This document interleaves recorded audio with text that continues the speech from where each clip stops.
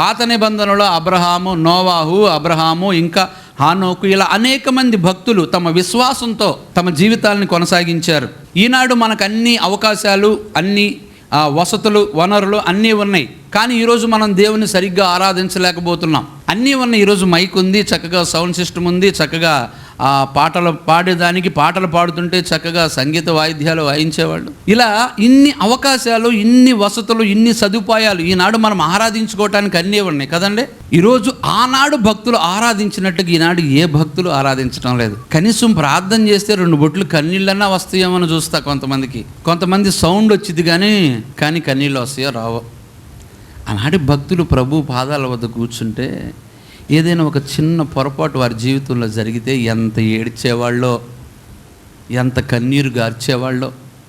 అదే కాదు, నా మటుకైతే బ్రతుకుట క్రీస్తే, చావైతే లాభం, పోతే పోతాను, పోతే నా ప్రభు దగ్గర ఉంటా. ఒక బలమైన తీర్మానాలు.